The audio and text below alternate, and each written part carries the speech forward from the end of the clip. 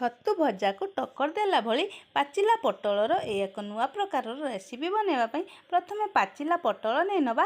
पाचिला पटलर जो ऊपर गोटे पतला चपा थाए से चपा को भल भाव छुरी साहाय्य चांचिकी आम सफा करनेबा। तापर दुई साइड्रु एमती काटी नेबा। सबुतक पटल को भल भाव एमती काटी भल भाव धोईकी सफा करनबा। तापर एमती छोट छोट करी काटी नेबा।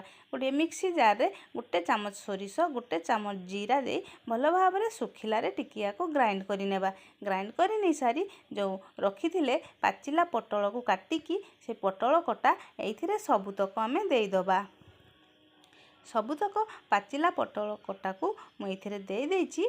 तापरे एइथिरे देइदबा कंचा लंका एवं रसुण अल्प टिके पानी देई आकु भल भाव बाटी नेबा। भल भाव आकु बाटी नहीं सारा पर एबे आमे गैस रे गोटे कड़ाई बसई दबा। कड़ाई गरम हो गला पर एइथिरे देइदबा 2 चामच रिफाइन तेल। तेल गरम हो गले देइदबा फोड़न रे कला जीरा एवं कटा होइथिबा पियाज। पियाज को भल भाव आमे हल्का भाजी नेबा, अधिक पियाज भाजीबानी।